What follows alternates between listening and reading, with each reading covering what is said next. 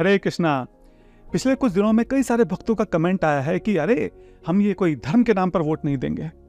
कुछ का कहना था कि अरे हम कोई पॉलिटिक्स से क्या लेना देना है, हमें क्या मतलब कौन जीत रहा है कौन हार रहा है, ये राजनीति इन सब से हमें क्या मतलब है। हम तो सिर्फ भगवान के नाम का जप करेंगे, सिर्फ राधा कृष्ण के विषय में जो है हम चर्चा करेंगे। इनसे पॉलिटिक्स राजनीति इनसे हमें कोई मतलब नहीं है, हमें वोट डालने इन सबसे कोई मतलब नहीं है।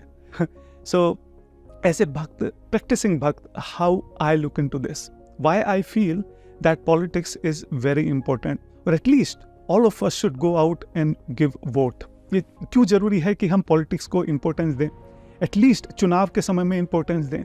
हाँ, किसको जाके वोट करें।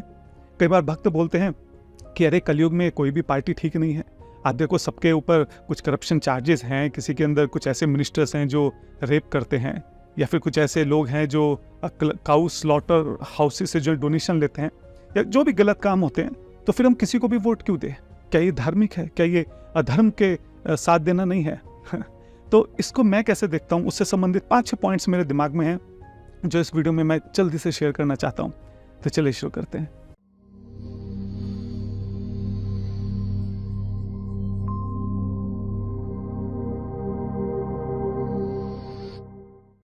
एक समय ऐसा था जब श्रीला प्रभुपाद जी अपनी खुद की एक पॉलिटिकल पार्टी बनाना चाहते थे। उसका नाम उन्होंने रखा था इन गॉड वी ट्रस्ट। वो चाहते थे कि गॉड कॉन्शियस जो है वो हमारे समाज में लीडर्स हों, एक ऐसी पॉलिटिकल पार्टी हो जिसमें सारे धर्म परायण नेता हों। हाँ, तो प्रभुपाद जी का हमेशा से प्रयास था कि जो ज्यादा ताकतवर हैं, जो ज्यादा पावरफुल है, इन्फ्लुएंशियल लोग हैं, किसी तरह से उन तक पहुंचा जाए, किसी तरह से उनको धार्मिक बनाने का प्रयास किया जाए, या फिर जो धार्मिक पॉलिटिकली स्ट्रॉन्ग कैंडिडेट है किसी तरह से उसको जो है हम लीडरशिप में ला पाएं। हम सब ने देखा है श्रील प्रभुपाद जी ने महात्मा गांधी को कितनी बार पत्र लिखे, उन्होंने कितनी बार अलग अलग जो पॉलिटिशियंस हैं, पावरफुल लोग हैं, इन्फ्लुएंशियल लोग हैं, उन तक पहुंचने का प्रयास किया। कई बार वो सक्सेसफुल हुए, कई बार नहीं सक्सेसफुल हुए। फॉर एग्जाम्पल, ये जो पॉलिटिकल पार्टी भी वो बनाना चाहते थे, somehow didn't come out the way he wanted. जो जैसा चाहते थे वैसी पॉलिटिकल पार्टी नहीं बन पाई, पर वो चाहते थे पॉलिटिक्स में कि हमारा किसी तरह से इन्फ्लुएंस हो। और ये खाली प्रभुपाद जी नहीं, इन जनरल अगर आप देखें, फॉर एग्जाम्पल भगवद गीता है, भगवद गीता में भगवान श्री कृष्ण ने अर्जुन को ही क्यों गीता सुनाई, कई सारे रीजन हैं, लेकिन उसमें ये भी बहुत बड़ा रीजन है कि अर्जुन जो थे उस वक्त के एक बहुत इन्फ्लुएंशियल लीडर थे, अर्जुन को लोग फॉलो करते थे। स्वयं भगवान भगवद गीता में 3.21 में क्या बोलते हैं, यद यदा चरति श्रेष्ठसा तथ तदेवेत्रो जनाः सायत प्रमाणम कुरुते लोकस्तद अनुवर्तते। लोग जो हैं वो अनुसरण करते हैं किसका, लीडर का। जो श्रेष्ठ होता है, जो लीडर होता है, वो जो करता है पीछे पीछे हजारों लाखों करोड़ों लोग उसके पद चिन्हों पर चलते हैं। जब हम देखते हैं कि हमारे देश के प्रधानमंत्री जो हैं वो हाथ में भगवद गीता लेकर चलते हैं, तो हमारे देश का जो यूथ है, लाखों लाखों लोग जो हैं वो भी भगवद गीता में इंटरेस्ट लेते हैं, उसको खरीदते हैं, उसको पढ़ना चाहते हैं। और अगर हम इतिहास भी देखें तो हम ये पाएंगे कि हमेशा से धर्म के प्रचार के लिए पॉलिटिकल पावर का होना बहुत जरूरी है। जितनी ज्यादा पॉलिटिकल पावर होगी उतना ज्यादा तेजी से धर्म का प्रचार जो है वो किया जा सकता है। हम देखते हैं जो बौद्ध धर्म था वो पहले कोई ऐसे बहुत तेजी से स्प्रेड नहीं हो रहा था, लेकिन जो उस वक्त के किंग थे, अशोका किंग, अशोक ने उस बौद्ध धर्म को अपनाया, और अशोक के अपनाने के बाद वो बहुत तेजी से चारों तरफ जो है स्प्रेड हो गया। इसी तरह हम क्रिश्चियनिटी में जानते हैं, जीसस के जाने के बाद लगभग 300 सालों तक कोई ऐसे क्रिश्चियनिटी का कोई प्रचार नहीं हो रहा था। उस वक्त मेरे ख्याल से पॉल करके थे एक बहुत इन्फ्लुएंशियल पर्सन, उनको शायद जीसस सपने में आए थे, व्हाटएवर। पॉइंट ये है कि पॉल ने जब इस धर्म को अपनाया और पॉल ने उसका प्रचार करना शुरू किया, उसके बाद देखते देखते रोमन और आसपास की सारी कंट्रीज में, और आज हम देखते हैं किस तरह से क्रिश्चियनिटी जो है पूरी दुनिया में फैल गई। इवन अगर हम अपनी मूवमेंट में भी देखें, जगन्नाथपुरी में हम जानते हैं कि चैतन्य महाप्रभु 18 साल रहे। हाँ, अब जब महाप्रभु वहां पे थे, कैसे वहां भक्ति की लहर दौड़ रही थी, हर घर में वहां नगर संकीर्तन हुआ करते थे। हाँ, हर घर में जो है कीर्तन हुआ करते थे, नगर संकीर्तन हुआ करते थे, चारों तरफ भक्तों की टोली थी। और उसके बाद महाप्रभु के जाने के केवल कुछ 15-20 सालों के बाद हम देखते हैं कि वहां पे जो भक्ति है वो पूरी तरह से लुप्त हो गई थी। क्यों? क्योंकि वहां की जो लीडरशिप थी वो वहां के कुछ नवाब थे, उनके हाथों में चली गई थी। उन्होंने जो जगन्नाथपुरी का मंदिर है उसके ऊपर भी काफी हद तक कब्जा कर लिया था, जितने भी नगर संकीर्तन इन सब के ऊपर रोक लगा दी थी, और लोग भी जो है वो भक्ति को लेकर बहुत उदासीन हो गए थे। क्योंकि वहां का जो पॉलिटिकल स्ट्रक्चर है वो नॉन डिवोशनल बन गया था, वो भक्त के हाथ से निकलकर एक अभक्त के हाथ में चला गया था। उसके बाद वहाँ पे जो है मान सिंह करके आते हैं और वो नवाबों के साथ लड़ते हैं, उन्हें वहाँ से भगाते हैं। ठीक है, तो मान सिंह जो थे फिर वो मंदिर का जो जगन्नाथ मंदिर का जो पूरा कंट्रोल है वो अपने हाथ में लेते हैं। उसके बाद वहाँ पे श्यामानंद पंडित जी जो हैं, तो श्यामानंद जीवा गोस्वामी के जो शिष्य थे श्यामानंद पंडित, वो वहाँ पहुँचते हैं जगन्नाथपुरी और वहाँ पहुँच के वो फिर से प्रचार करते हैं, फिर से जो है वहाँ पे भक्ति मूवमेंट को रिवाइव करते हैं। तो हम देख सकते हैं कि चैतन्य महाप्रभु के जाने के केवल 20 साल के अंदर जो एक डिवोशनल मूवमेंट, इतना बड़ा भक्ति का जो मूवमेंट स्टार्ट किया था, वो पूरी तरह से लगभग उदासीन हो जाता है।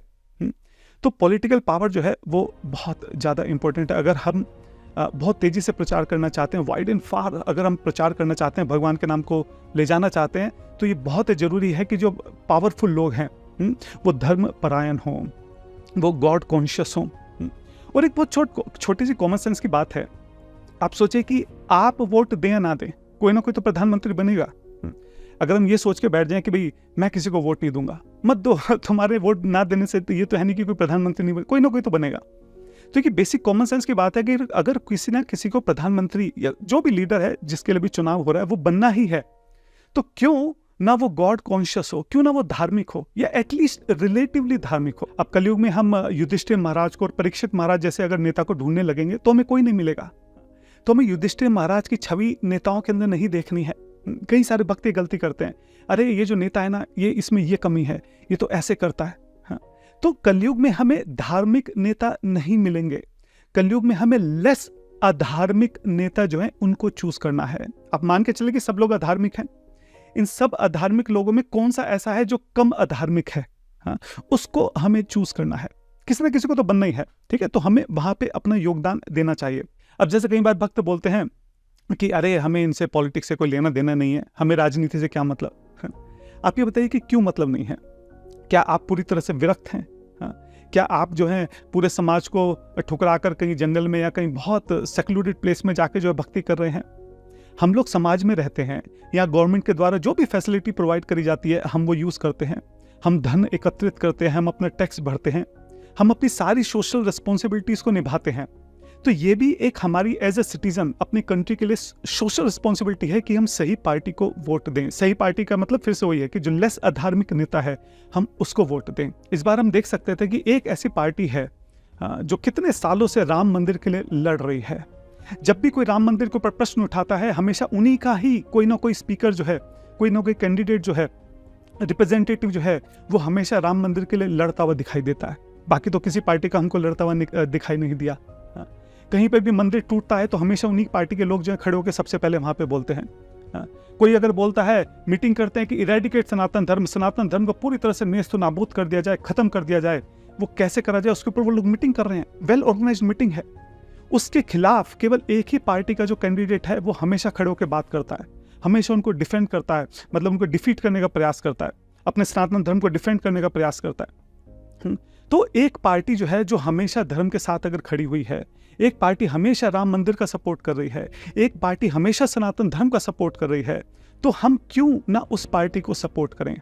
और अगर हम ही उस पार्टी को सपोर्ट नहीं करेंगे, आप बताइए उनके पास क्या कारण है फिर वो हमारा ध्यान रखें?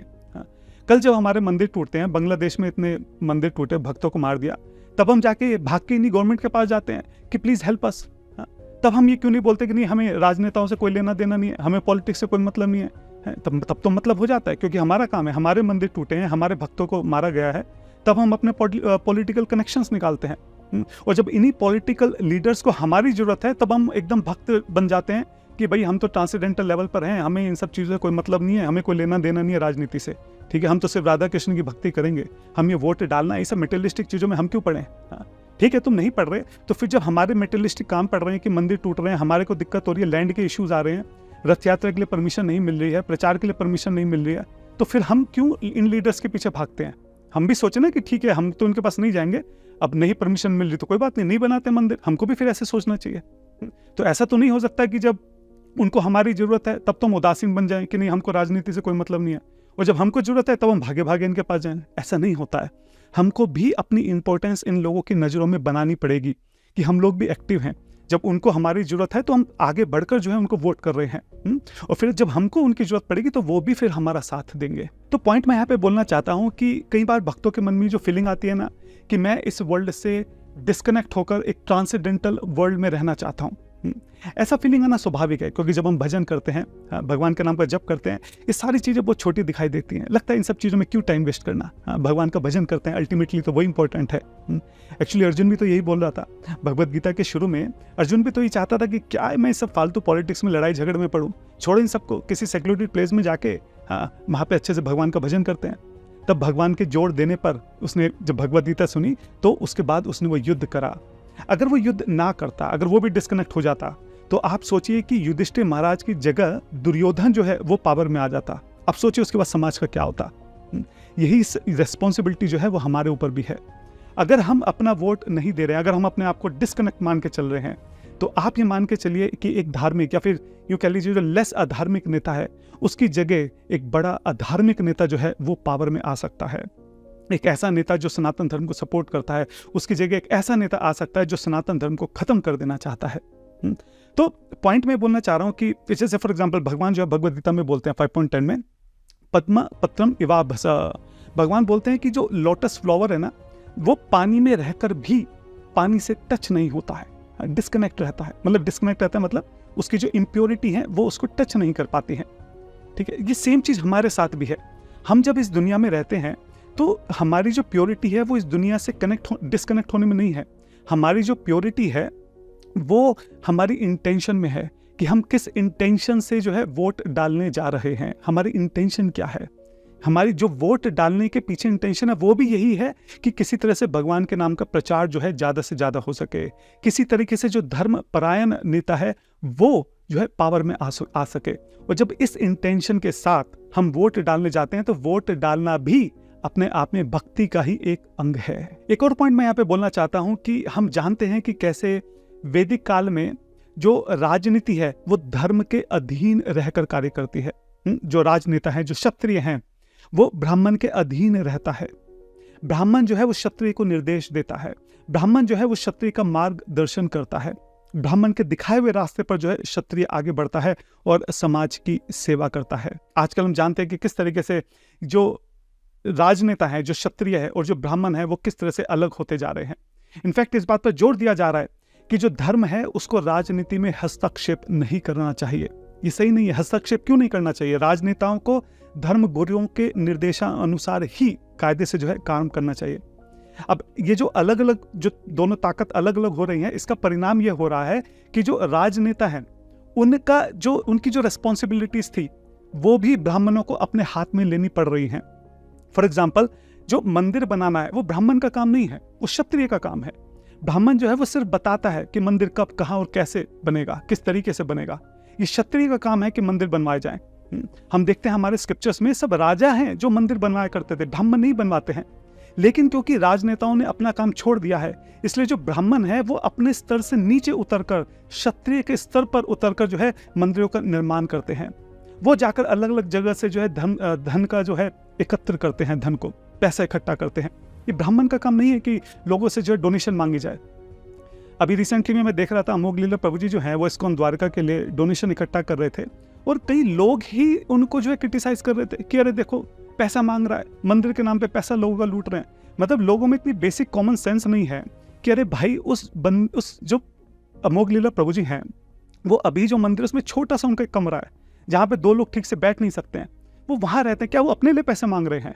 ये जो नया मंदिर बन जाएगा वहां पे भी वो छोटी सी किसी जगह में ही रहेंगे, वो पैसा मंदिर के लिए मांग रहे हैं। दूसरी बात, पैसा मांगना उनका काम ही नहीं है। वो ब्राह्मण है, वो अपने स्तर से नीचे उतरकर पैसा मांगने का काम कर रहे हैं जो उनको शोभा नहीं देता है, लेकिन फिर भी कर रहे हैं क्योंकि भगवान की सेवा के लिए जरूरी है। तो समाज को जिस चीज को अप्रिशिएट करना चाहिए, जिस चीज को समाज को देखना चाहिए कि यार ये ब्राह्मण, सोचो ये जो है दर दर जाके पैसे मांग रहा है, इसका काम थोड़ी ना है। तो अप्रिशिएट करने की बजाय और उनको एक्यूज कर रहे हैं कि देखो कैसे पैसा मांग रहा है। ये हालत है कलयुग में लोगों की। तो पॉइंट में ये बोलना चाह रहा हूं कि बजाय इस चीज पे जोर देने के कि धर्म को राजनीति में हस्तक्षेप नहीं करना चाहिए, इन दोनों को अलग अलग रहना चाहिए, ऐसा नहीं है। एटलीस्ट कलयुग में पॉसिबल नहीं है, बट फिर भी जितना हो सके हमें प्रयास करना चाहिए कि हम इस तरफ जोर दें कि जो हमारे राजनेता हैं वो धर्म गुरुओं के अधीन रहकर ही कार्य करें, उनके दिखाए हुए मार्गदर्शन पर ही वो आगे बढ़ें। एक पॉइंट मैं यहाँ पे बोलना चाहता हूँ कि हम सब लोग जो है ना आध्यात्मिक जगत से बिलोंग करते हैं, जहाँ पे जन्म मृत्यु जरा व्याधि दुख दोषानुदर्शनम, किसी भी दुख का कोई दर्शन नहीं है। वहाँ पे हर एक चीज जो है परफेक्ट है। तो हमारा चीजों को देखने का नजरिया भी ऐसा होता है कि कोई भी चीज परफेक्ट क्यों नहीं है। क्योंकि हम वहाँ से बिलोंग करते हैं। इसलिए उसी भाव से हम फॉर एग्जाम्पल करंट गवर्नमेंट को भी देखते हैं। हम देखते हैं कि इस गवर्नमेंट में जो है सबको जॉब नहीं मिल रही है, यहाँ पे ये करप्शन है, यहाँ पे ये 3-4 हम जो है गलतियाँ दिखा देते हैं कि ये गवर्नमेंट परफेक्ट क्यों नहीं है, कोई भी कमी इसके अंदर क्यों है। परफेक्ट तो कोई भी गवर्नमेंट नहीं हो सकती है। पॉइंट मैं बोलना चाह रहा हूँ कि हम गवर्नमेंट का कंपैरिजन जो है कई बार आध्यात्मिक जगत से करने लग जाते हैं कि जहाँ पे हमारी एक्सपेक्टेशन ऐसी होती है कि हर एक चीज़ जो है गवर्नमेंट के अंदर एकदम परफेक्ट होनी चाहिए। हमको गवर्नमेंट का कंपेयर आध्यात्मिक जगत से या परफेक्ट वर्ल्ड से नहीं करना है, हमको एक गवर्नमेंट का कंपैरिजन दूसरे गवर्नमेंट से करना है। अगर हमको लगता है कि इस गवर्नमेंट में कुछ थोड़ा बहुत करप्शन हुआ है, तो क्या दूसरी गवर्नमेंट जिसको हम या दूसरी पार्टी जिसको हम वोट देने वाले हैं, क्या वहाँ पे करप्शन नहीं हुआ है? हम भूल गए वो समय जब हर एक दूसरे हफ्ते जो है बड़े बड़े स्कैम सामने आया करते थे, कहीं कहीं लाख के जो स्कैम हुआ करते थे, जब हर दूसरे महीने जो है कहीं ना कहीं बम फटा करते थे। इतना करप्शन, इतना हम कितनी शॉर्ट मेमोरी है लोगों की। पॉइंट मैं बोलना चाह रहा हूँ कि हमें पार्टियों को आपस में कंपेयर करना है। अगर हम बोल रहे हैं कि लोग जो हैं, जो पार्टी है, जो करंट गवर्नमेंट है, वो सबको जॉब नहीं दे रही है, ठीक है, जो दूसरी पार्टी है उसके पास जॉब का क्या प्लान है? प्लान तो हो, खाली बोलने से तो नहीं होगा ना। मैं बोल तो कोई कुछ भी सकता है, और इलेक्शन के टाइम में तो हर कोई कुछ ना कुछ बोलता रहता है। हम बोल सकते हैं कि हम सबको जॉब देंगे, कहाँ से देंगे, कैसे देंगे, प्लान क्या है? अगर जो करंट गवर्नमेंट है फॉर एग्जांपल, हम देखते हैं कि उनका प्लान है, ठीक है, उनका स्किल डेवलपमेंट है, मेड इन इंडिया है, जिसके जरिए वो कई सारी इंडस्ट्रीज जो है वो इंडिया में लगा रहे हैं, जिससे ज़्यादा से ज़्यादा लोगों को रोजगार मिल सके, ठीक है, उनके पास अपना प्लान है। आपके पास क्या प्लान है? कुछ बेटर प्लान होगा, दिखाओ। मैं तो पूछ के थक गया हूं, मुझे आज तक किसी ने बताया नहीं कि अपोजिशन का क्या प्लान है जॉब क्रिएट करने का, कैसे करने वाले हैं, वो क्या करने वाले हैं, जो करंट गवर्नमेंट है उसके प्लान में क्या क्या कमियां हैं, और वो उसमें सुधार करके उसको बेटर ढंग से कैसे इंप्लीमेंट करने वाले हैं, या फिर उनके पास नए प्लान कौन से हैं जिसके जरिए वो ज़्यादा जॉब क्रिएट करने वाले हैं। बताइए तो सही। कोई प्लान नहीं है, मुझे तो आज तक इसका कभी कोई जवाब नहीं मिला है, ठीक है। तो पॉइंट मैं बोलना चाह रहा हूँ कि हमें दो पार्टीज को आपस में कंपेयर करना है, पार्टी को आइडियल वर्ल्ड से नहीं कंपेयर करना है, नहीं तो हम हमेशा परेशान रहेंगे। आज इससे परेशान है, ठीक है, इससे परेशान होकर हम दूसरी पार्टी को वोट दे रहे हैं और ये नहीं जानते हम और उससे और ज्यादा परेशान हो जाएंगे, क्योंकि कल भी हम वही करेंगे, उस पार्टी को भी फिर हम आध्यात्मिक जगत से कंपेयर करेंगे, हाँ, और फिर वहां पे फिर इसको हम इस तरफ जाएंगे। ऐसा नहीं है, इस तरह से नहीं करना है। हमको दोनों पार्टियों में कंपेयर करके देखना है कि कौन सी पार्टी जो है वो लेस करप्ट है, कौन सी पार्टी जो है वो लेस अधार्मिक है। इस तरीके से हमको कंपेयर करके जो है वोट देना है। जो भी मैं एक बात बोल रहा था कि लोगों की मेमोरी जो है वो बहुत शॉर्ट होती है, लोग भूल गए वो समय, हाँ, जब हर दूसरे महीने करप्शन हुआ करता था, हर दूसरे महीने जो है कहीं ना कहीं बम ब्लास्ट हुआ करता था, भूल गए वो समय। ये तो खैर बहुत पुरानी बात है। आप अभी सोचिए, आप अभी दिसंबर के समय में न्यू ईयर पे मैंने एक वीडियो बनाई थी, मैं नंबर भूल गया शायद, कितना 500 करोड़ रुपए की या शायद उससे भी कहीं ज्यादा की जो शराब है वो लोग पी जाते हैं। केवल दिल्ली एनसीआर के बारे में मैं बात कर रहा हूँ, ठीक है, पता नहीं कितने लाख उसमें बोतल्स थी, ठीक है, इतनी शराब लोग पी जाते हैं।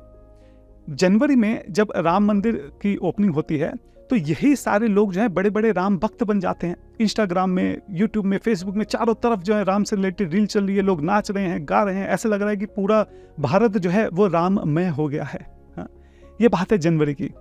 अच्छा, उसके बाद फरवरी में एक कॉमेडियन जिसने भगवान राम का ही मजाक बनाया था, वही कॉमेडियन जो कोई कंपटीशन पता नहीं को जीत जाता है तो उसी को यही राम भक्त जो है वो सेलिब्रिटी बना देते हैं, उसके साथ जाके फोटो खिंचा रहे हैं, हाँ। उसको ऐसे भीड़ ऐसी इकट्ठी हो रखी है कि जैसे पता नहीं कौन है ये। वही इंसान जिसने अभी तुम्हारे भगवान राम का मजाक उड़ाया था, जिसके लिए अभी तुम पिछले 1 महीना पहले नाच रहे थे, अपने आप को इतने बड़े डिवोटी दिखा रहे थे सोशल मीडिया पे, उसी सेलिब्रिटी, उसी को तुमने सेलिब्रिटी बना दिया। और अभी उसके कुछ 50 दिन बाद, 2 महीने के बाद जब इलेक्शन हुआ तो वही राम मंदिर जिस पार्टी ने बनवाया, उसी पार्टी को वोट डालने की बजाय उसको वोट डाला है जिसने राम भक्तों के ऊपर गोलियां चलाई थी, हाँ, जिनकी गोलियों से सरयू की नदी का जल जो है वो लाल हो गया था। इतनी शॉर्ट मेमोरी है लोगों की, आप समझिए। तो जो पिछले कुछ हफ्तों, पिछले कुछ महीनों की बात याद नहीं रख सकते, आप उनसे कैसे जो है ये एक्सपेक्ट कर सकते हैं कि वो 5-10 साल पहले क्या सिचुएशन थी किसी दूसरी पार्टी के अंदर, वो याद रखेंगे। तो इसलिए मैं यहाँ पे एक पॉइंट बोलना चाहता हूँ कि जो इलेक्शन है वो कभी भी डेवलपमेंट के ऊपर नहीं लड़े जाते हैं, लड़ सकते ही नहीं, और जो लड़ते हैं वो कभी जीतते भी नहीं है। अगर डेवलपमेंट के ऊपर इलेक्शन जीतते तो पीवी नरसिम्हा राव की सरकार कभी नहीं हारती, वाजपेयी जी की सरकार भी कभी नहीं हारती। और ये बात मोदी भी और बाकी सभी लीडर्स जानते हैं कि डेवलपमेंट करना, काम करना एक अलग बात है, इलेक्शन जीतना एक अलग बात है। काम आप चाहे पूरे 4-5 साल जो मर्जी करो, लेकिन इलेक्शन के टाइम में जो है आपको किसी ना किसी तरीके से लोगों के अंदर जो इमोशंस हैं उनको ट्रिगर करना पड़ेगा, किसी भी तरीके से। या तो देश के नाम पे करो, ठीक है, कारगिल वॉर हो गया, उरी वॉर हो गया, सर्जिकल स्ट्राइक वगैरह हो गया, कुछ भी जिससे लोगों के अंदर देशभक्ति जागे, उसके भक्ति में आके वो लोग वोट दें। हाँ? या धर्म के नाम पर, जाति के नाम पर किसी न किसी तरीके से फ्री में खटाखट जो पैसे बांट रहे हैं, इसको लेके किसी न किसी तरीके से इस तरह की बातें करके, इस तरह के इमोशन जनरेट करके ही लोगों से वोट लिए जा सकते हैं, इलेक्शन जीते जा सकते हैं। ऐसा इसलिए है क्योंकि लोगों का स्तर ही ऐसा है, लोगों की जो बौद्धिक क्षमता है वही इतनी है कि जो पिछले कुछ हफ्ते कुछ महीने की बात याद नहीं रख सकते, वो 10 साल पहले क्या माहौल था उसको क्या याद रखेंगे, या गवर्नमेंट ने पिछले 5 साल में क्या क्या काम करे उसको क्या याद रखेंगे। आप ये सोचिए कि लोगों की बुद्धि का स्तर कैसा है कि उनको कितनी आसानी से मैनिपुलेट करा जा सकता है। एक यूट्यूबर जो है वो 15-20 मिनट की कोई वीडियो बना देता है, उसमें वो बोल देता है कि मोदी जो है वो डिक्टेटर हैं, और इधर उधर से तोड़ मरोड़ के चीज़ों को इस तरीके से प्रेजेंट करता है कि लोग जो है केवल उसके 15 मिनट की वीडियो से इन्फ्लुएंस हो जाते हैं, अपनी थोड़ी सी बुद्धि यूज़ नहीं करते कि क्या ये जो बंदा बोल रहा है क्या सच में ऐसा है। अगर वो कह रहा है कि मोदी जो है वो डिक्टेटर है, तो क्या मोदी सच में डिक्टेटर हैं? डिक्टेटर होने के क्या उनके अंदर लक्षण हैं? आप ये सोचिए कि बंगाल में जब लास्ट टाइम इलेक्शन हुए थे तो इन्हीं की जो मोदी की जो बीजेपी की गवर्नमेंट है, इनके 250 से ज़्यादा कार्यकर्ताओं को मार दिया गया था। आप सोचिए कि एक डिक्टेटर की पार्टी के 200-250 लोगों को मार दिया गया और उसने कुछ नहीं करा, ये कैसे संभव है? 1.5 लाख हिंदुओं को जो है वहाँ से घर से भगा दिया गया था, वो कुछ नहीं करता है। आप सोचिए कि जो ये फार्मर लोगों ने जो प्रोटेस्ट करा था, ठीक है, जो फार्मर के लिए कानून था वो कितना बहुत अच्छा कानून था, और बहुत सारे फार्मर जो हैं, जो बड़े बड़े एनालिस्ट हैं, वो उसको सपोर्ट कर रहे थे कि बहुत रिफॉर्मेशन है ये फार्मर्स के लिए, किसानों के लिए। हाँ, लेकिन ये जो कुछ नेता हैं किसानों के, ये इन्फ्लुएंस होकर पैसे से या वट जो भी इनके पीछे रीजन रहा, ये उसका प्रोटेस्ट करते हैं। जो एक डिक्टेटर है उस प्रोटेस्ट को होने देता है, उसके बाद जो उनकी मांगे थी उसको भी मांग लेता है, जो नाजायज मांगी थी एक तरह से उनकी। क्या ये डिक्टेटर के लक्षण है? जो शाहीन बाग है, आप सोचिए कितने लंबे समय तक जो है वो रोड को घेर के बैठे रहते हैं, हजारों लाखों लोगों को जो है डेली नुकसान हो रहा है, कहीं 1000 करोड़ का वहां पे नुकसान हो जाता है, और ये जो डिक्टेटर है ये बैठ के देखता रहता है। क्या ये डिक्टेटर के लक्षण है? डिक्टेटर का मतलब भी पता है क्या होता है? तो थोड़ी सी भी लोग अपनी बुद्धि यूज नहीं करते हैं। किसी ने कहीं कुछ दिखा दिया, ठीक है, थोड़ा सा अच्छी सी वीडियो एडिटिंग करी, कुछ इधर उधर फैक्ट्स तोड़ मोड़ के दिखाए, बोलने का तरीका थोड़ा ऐसा है, और अपने आप को देशभक्त दिखा दिया, तो लोग एकदम से इन्फ्लुएंस हो जाते हैं।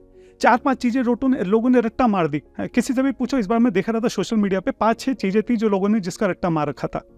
कि एक तो ये डिक्टेटर है, जॉब नहीं मिल रही है, करप्शन है, मणिपुर का है। अब मणिपुर का सोचो, मणिपुर का इतना कॉम्प्लेक्स इशू है, जिन लोगों को सीए का बेसिक सी चीज समझ में नहीं आ रही, वो मणिपुर का इशू गिनवा रहे हैं। आप पूछो कि मणिपुर का क्या इशू है, 99.99% लोगों को पता ही नहीं होगा कि मणिपुर का इशू क्या है। उनको बस इतना पता है कि हाँ, मणिपुर में कुछ प्रॉब्लम थी और वो सॉल्व नहीं हुई।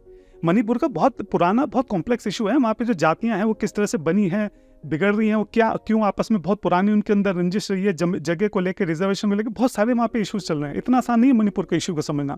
और क्या खाली मणिपुर का ही इशू है?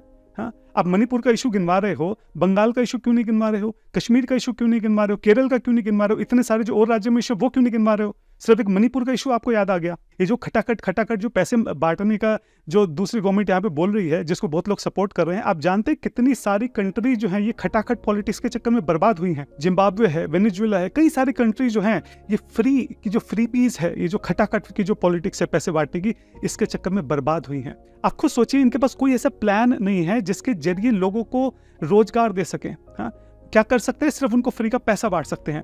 और ये लोगों को इतना ज्यादा काम चोरी की तरफ धकेल रहा है कि जिसकी कोई हद नहीं है।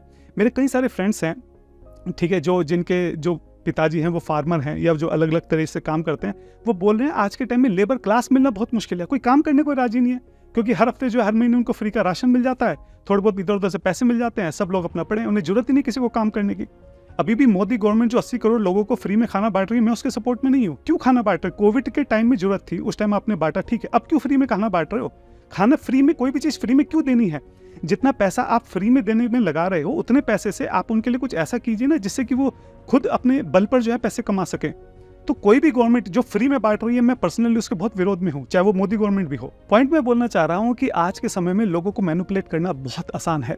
लोगों की जो मेमोरी है वो बहुत शॉर्ट है, सोचने समझने की जो बौद्धिक क्षमता है वो बहुत कम है, और इसी का फायदा उठाकर अंतिम समय में लोगों को जो मैनिपुलेट करा जाता है और जो उनसे वोट लिए जाते हैं, इसका फायदा जो है कई बार विधर्मी लोग भी उठा लेते हैं। अंत में मैं ये बोलना चाहता हूँ कि एज ए डिवोटी हमको बहुत समय जो है वो पॉलिटिक्स के ऊपर खराब नहीं करना चाहिए। ये नहीं कि हम डेली उठा के न्यूज़पेपर पढ़ रहे हैं, डिटेल में पढ़ रहे हैं कि किसने क्या कहा, फिर क्या हुआ, उसने पार्टी के बंदे ने क्या बोला, इसने क्या बोला, क्या लड़ाई चल रही है, क्या पॉलिटिक्स है, कहाँ करप्शन है। हमारे पास बहुत कम समय है। ये जो मनुष्य जीवन है बहुत दुर्लभ है।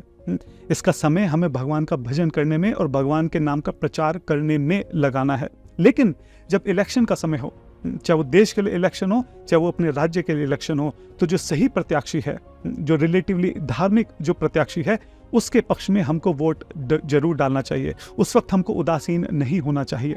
सही कैंडिडेट को वोट डालना, एक धार्मिक नेता का चुनाव करना, ये भी हमारी भक्ति का ही एक अंग है। हरे कृष्णा।